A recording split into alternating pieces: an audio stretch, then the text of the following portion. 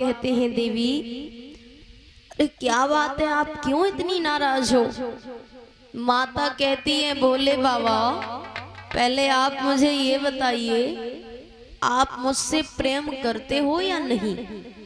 भोले बाबा बोले, देवी ये भी कोई पूछने वाली बात है, हम तो तुमसे बहुत प्रेम करते हैं। माता ने कहा, फिर ये अमर कथा क्या है। भोले बाबा सोचने लगे, अमर कथा के बारे में किसने बता दिया। जब भोले बाबा नेत्र बंद करते हैं तो सारा दृश्य सामने आता है कि नारद जी आए थे।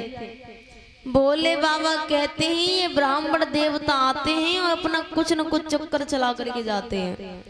भोले बाबा बोले, देवी हम ये अमर कथा तुम्हें यहाँ नहीं सुना सकते। क्यों, फिर कहाँ सुनाओगे। भोले बाबा पार्वती जी को लेकर के अमरनाथ की गुफा में पहुंचे, जिस गुफा में कई प्रकार के जीव जंतु निवास करते थे।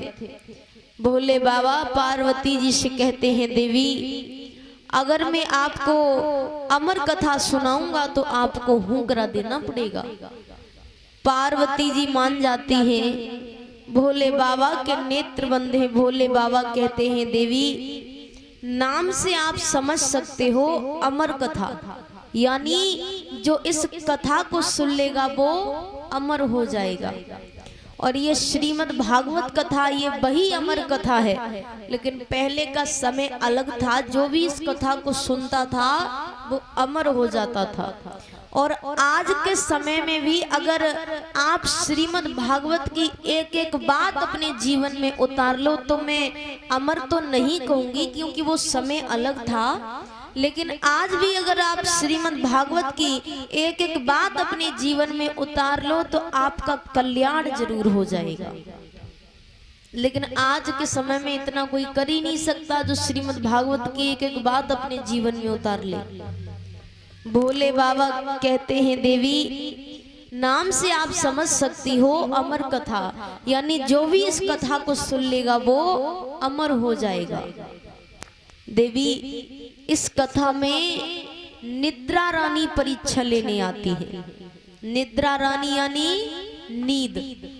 अगर आप ध्यान से कथा सुन रहे हो तो वो चली जाएंगी, और अगर थोड़ा सा भी तुम्हारा ध्यान भटक गया ना तो एक न एक झपकी तो आएगी ही। माता से भोले बाबा कहते हैं कि मैं आपको अमर कथा सुनाऊंगा, तो मैं कथा सुनते सुनते क्या पता भक्ति में लीन हो जाऊं और तुम कहीं सो न जाओ, इसलिए बीच में हूँ स्वामी कहते रहिएगा। माता ने कहा, ठीक है। अब भोले बाबा पार्वती जी को कथा सुनाते हैं, देवी ये आत्मा जो है अजर है, अमर है, इसे वायु ना तो सुखा सकती है, ना ही अग्नि इसे जला सकती है, और ना ही जल इसे भिगो सकता है। भोले बाबा पार्वती जी को कथा सुना रहे हैं, तो उसी कैलाश पर्वत पर एक कल्करु नाम का वृक्ष था, उस पर एक सूबे का अंडा रखा हुआ था। आज पहले दिन की कथा हुई, तो पहले दिन की कथा से उस अंडे में जीव प्रकट हो जाता है।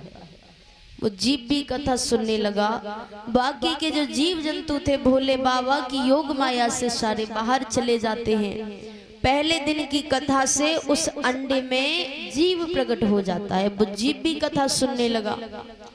कुछ समय तक तो माता कथा सुनती है, फिर निद्रा रानी की गोद में चली जाती है।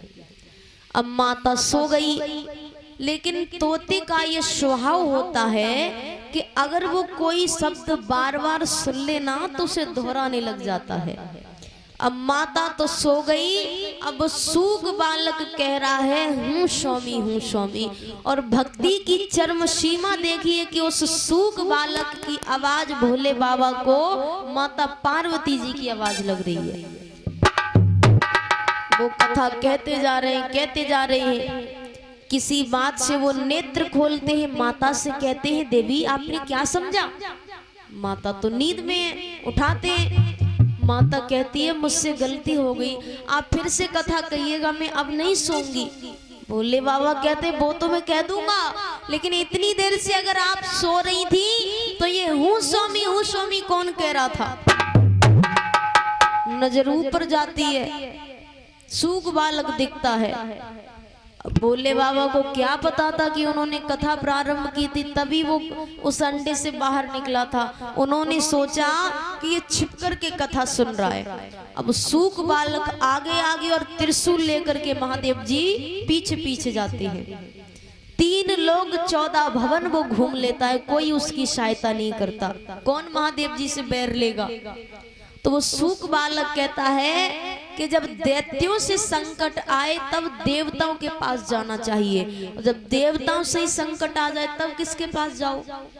तब ब्राह्मण देवता के पास जाना चाहिए।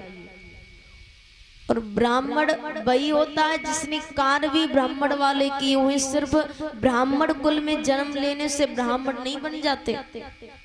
तब वो सूक बालक वेद व्यास जी के आश्रम पर पहुंचता है। वेद व्यास जी की पत्नी सो कर के उठती हैं, सुबह का वक्त था, उपासी लेती हैं, और उपासी लेते वक्त वो सूक बालक उनके मुख से होकर उनके गर्भ में प्रकट हो जाता है। गर्भ में प्रकट हो जाता है। इधर त्रिशूल लेकर महादेव जी वेद व्यास जी के आश्रम पर पहुंचते हैं। वेद व्यास जी ने भोले बाबा को देखा, झपट कर पैर पकड़ लिए। अरे महाराज, पहली बार आपके दर्शन हुए, वो भी इतने क्रोधित नजर आ रहे हो, क्या बात है? भोले बाबा कहते हैं आपके यहाँ पर एक चोर है, वो मेरी चोरी करके आया है। वेद व्यास जी बोले महाराज, आपके कैलाश पर्वत पर ऐसा है ही क्या जो चोर चोरी करके लाएगा? भोले बाबा कहते क्या कहा? यानी मेरा मतलब है आप कीमती वस्तु तो कोई रखते नहीं हो कैलाश पर्वत पर, अगर हाँ उसने भांग धतूरा चुरा लिया हो तो उसके लिए इतना सा गुस्सा? भोले बाबा कहते हैं उसने मेरी अमर कथा चोरी से सुनी है, मैं उसे मृत्यु दंड दे करके जाऊंगा। वेद व्यास जी कहते हैं महाराज, भक्त आपसे सही कहते हैं भोले भंडारी, आप बड़े भोले हो। अरे जब उसने अमर कथा सुन ली तो वो तो अमर हो गया, आप उसे क्या मार सकते हो? और हाँ, आप मार भी सकते हो क्योंकि आप सर्वशक्तिमान हो, महाकाल हो आप। अगर आपने उसे मार दिया तो आपकी अमर कथा झूठी हो जाएगी। भोले बाबा कहते हैं मार नहीं सकता तो बंदी तो बना सकता हूँ। वेद व्यास जी कहते अहो भाग्य हैं उस बालक के।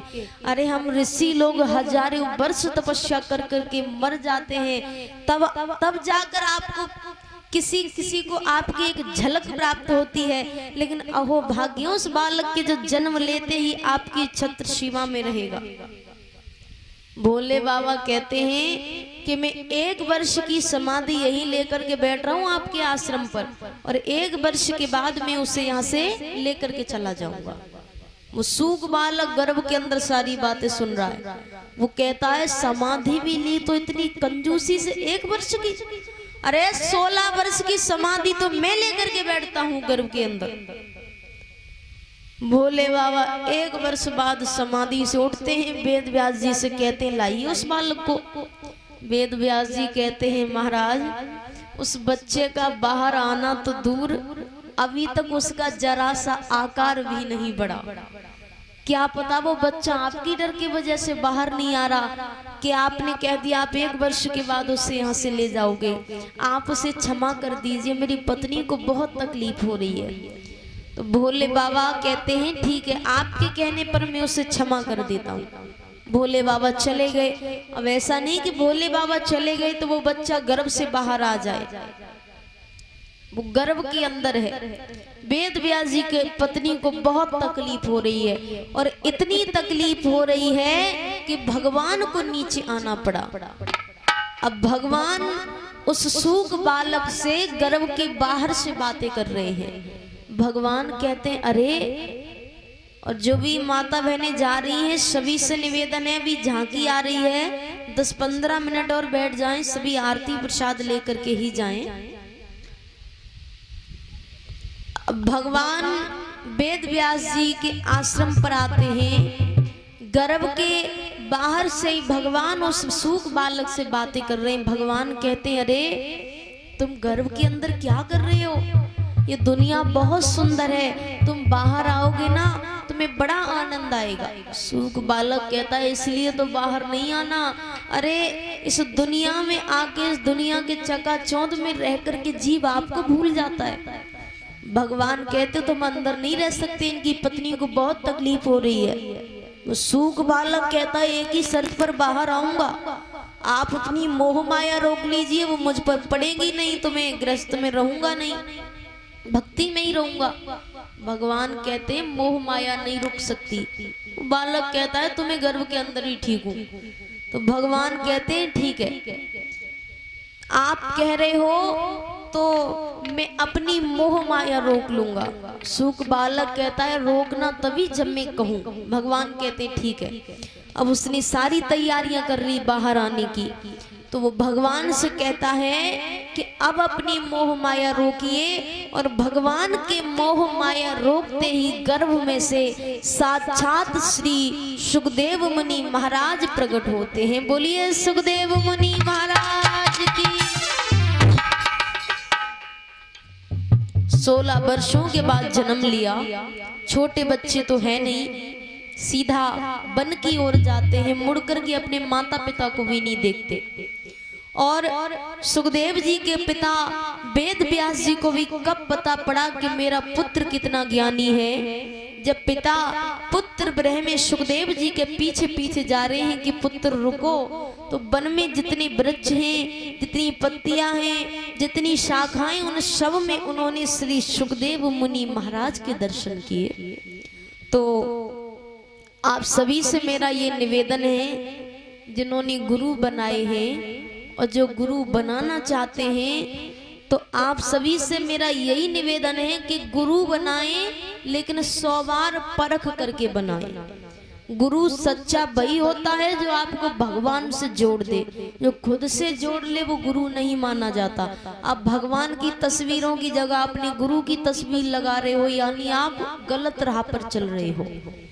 तो आप सभी से मेरा यही निवेदन है कि गुरु भी बनाएं तो सुखदेव जी जैसे गुरु बनाएं, जिन्होंने सिर्फ 7 दिनों में राजा परीक्षित को भगवान से मिलवा दिया।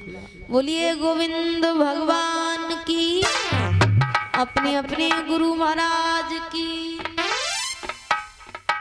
और राहुल भैया जी, अगर हम